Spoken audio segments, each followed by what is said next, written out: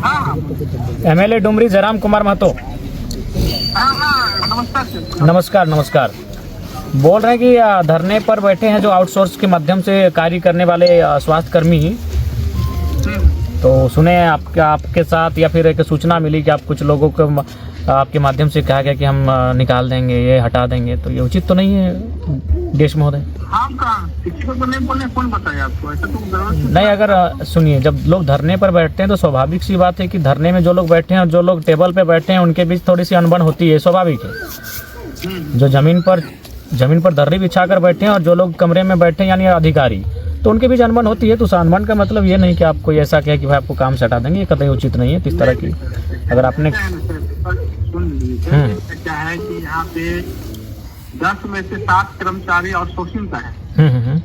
और क्या है कि जिस दिन आउटसोर्सिंग वाला धरना कर देगा ना, मेरे यहाँ 500 मरीजों का पर डे विजिट है, जिसमें डायलिसिस का मरीज है, शरीर के ऑपरेशन का मरीज है, सीरियस मरीज है। अभी मेरे यहाँ क्या होगा, पूरा गंदगी फैल गया है। मेरा डायलिसिस यूनिट में तो खाली आउटसोर्सिंग का कर्मचारी है। अच्छा। और वैसा यदि कोई मरीज के साथ किसी तरह का हादसा हो जाएगा तो दूसरा कोई नहीं सोचेगा कि आउटसोर्सिंग के चक्कर में हुआ है। वो तो सोचेगा कि आपका सर्विसेज या आपका डॉक्टर का सेवा नहीं दे पाया, उसी से हो गया। नहीं, ये बात नहीं। जनता भी परेशानी है सर। नहीं, देखिए, जो आउटसोर्स के कर्मचारी हैं और वो जो लोग जो लोग कार्यरत जहाँ पे हैं वहाँ से प्रताड़ित गरीब जनता ही होगी। अमीर लोग तो बड़े अस्पतालों में निकल जाते हैं, सवाल ही नहीं है वहाँ पे। तो ये जो दीदी लोग जिनकी सेवाएं करती हैं मैक्सिमम गरीब लोग ही होते हैं। तो इसकी जवाबदेही तो होनी चाहिए आपकी कि ठीक है, अगर बाय द वे अगर ऐसी समस्याएं हैं, सिचुएशन ऐसा उत्पन्न होता है तो कम से कम उसका समाधान इसीलिए तो मने त्वरित होना चाहिए कि भाई समय रहते समाधान करिए, उनसे बातचीत कीजिए। एक अच्छा अभी हम लोग नहीं, हमारी भी बात हुई, आपके एसडीओ महोदय से बात हुई, सीएस महोदय से बात हुई, और जो बालाजी के संचालक हैं उनसे भी हमारी बातचीत हुई। आज चौथे नंबर पर मैंने आपको कॉल किया है। ऐसे मंत्री जी को मैंने कॉल किया था तो वो रिसीव नहीं कर पाए, शायद किसी मीटिंग में हो गए या किसी कार्यक्रम में। तो ठीक है, थोड़ा सा इसको आप लोग गंभीरता पूर्वक लीजिए, संवेदन एकदम रहिए इस मामले में, चूँकि मैक्सिमम जो है बहनें हैं, दीदी लोग हैं, महिलाएँ हैं, और ठंडा के समय में धरने पर बैठना कतई उचित नहीं है। और किसी को निकालने ऐसा कुछ मत कहिएगा। बड़ी मुश्किल, सभी निर्धन परिवार के लोग हैं, बड़ी मुश्किल से मैंने इनका जीवन यापन चलता है। एक तो ये लोग देखिए दुखी हैं, परेशान हैं, तभी धरने पर बैठे हैं। जो दुखी परेशान नहीं होते हैं वो कमरे में बैठते हैं, इसी कमरे में बैठते हैं और टेबलों में बैठते हैं। जो जमीन पर बैठे हैं वो परेशान है, तभी जमीन पर बैठे हैं। इस बात को थोड़ा सा ध्यान रखा जाए। ऐसा बात हम कभी बोले भी नहीं है। और हम भी अपेक्षा रखते हैं, क्योंकि आप जिले के एक सीनियर पदाधिकारी हैं, हम अपेक्षा भी आपसे यही रखते हैं कि आप इस तरह की बातें और इस तरह के व्यवहार इनसे नहीं करेंगे। ठीक, धन्यवाद। ठीक, एकदम ठीक। गौरी, आपके वहाँ जो धरना पर बैठे हैं आउटसोर्स कर्मी, तो क्या स्टेटस है?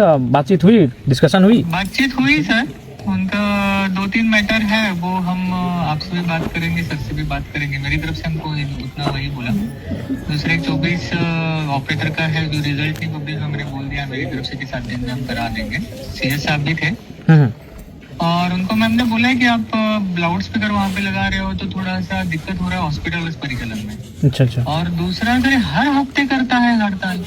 आउटसोर्सिंग का थोड़ा सैलरी का दिक्कत 2-2 महीना लेट होता ही है, क्योंकि हमारे ऑफिस में भी या मतलब डीसी ऑफिस में भी बहुत सारे आउटसोर्सिंग कर्मी है, पर वो हर हफ्ते कर लेता है तो वो सब ठीक नहीं लग रहा है।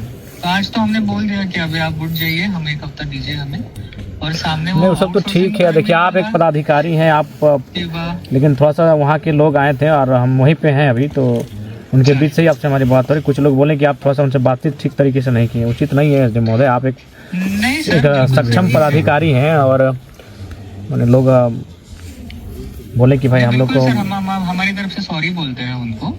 पर सर वो जो लड़का था वो हमको ये बोला कि सर हमने बोला था 24 तारीख तक आप नहीं करते हैं तो हम आंदोलन करेंगे। मैं बोला यार लकीर की फकीर मत बनो, हम उनको यही बोले थे कि भाई देखिए हर चीज़ का एक डिस्कशन होता है जी महोदय, बैठ के बातचीत। इनको भी मालूम है कि आउटसोर्सिंग कंपनियां, ऐसा नहीं है। ठीक, वो लोग हाँ नहीं, उनके बीच ही है, उन लोग हैं, उन लोग है साथ हैं। तो थोड़ा सा इसको आप थोड़ा संज्ञान में लीजिए और इसको थोड़ा संज्ञान में लेके इसको है। उस दिन भी हम उनको ये भी बोले कि सीएस सर भी थे और ये जो आफ्ताब है हम उनको भी लेके जाएंगे जरूर। नागेश जी को भी हम वही बोले आप भी आइए, कोई दिक्कत नहीं है, क्योंकि ये मामला नागेश जी बहुत दिनों से हट ये कर रहे हैं, लगभग 3री-4थी बार हो रहा है, तो कोई बैठ के पॉलिसी पे डिसीजन लेगा ना तभी हो पाएगा ना सर। देखिए आप एक सक्षम पदाधिकारी हैं और आपसे आप जब जिले में आए हैं तो लोगों को आपसे भी अपेक्षाएं हैं और उम्मीदें हैं कि भाई आखिर लोग उम्मीद किनसे करेंगे, आपसे करेंगे, हमसे करेंगे। तो हम सबों का तो कर्तव्य बनता है कि इनकी समस्याओं का निराकरण करना। सर आप आस्था करके रहेंगे तो यार आके बात तो करते तभी हमें पता चलता ना ठीक से।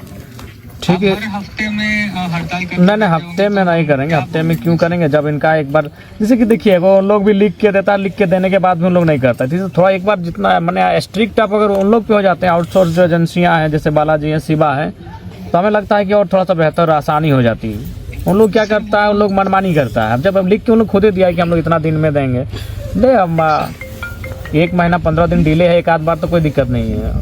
लेकिन आप फिर आप दिन का हमने उनको भी समय दिया है वो नहीं, देखिए आप भी जान रहे हैं कि साहब मतलब एक मैंने गांव देहात से लोग आते हैं, महिलाएं हैं, तो जाहिर सी बात है अगर महिलाएं इस कार्य में हैं तो जाहिर सी बात है घर की स्थिति सामान्य नहीं है तभी वो सेवा दे रही हैं, कार्य कर रही हैं, बिल्कुल बिल्कुल। तो चुनौतियाँ वो हो जाती हैं सामने।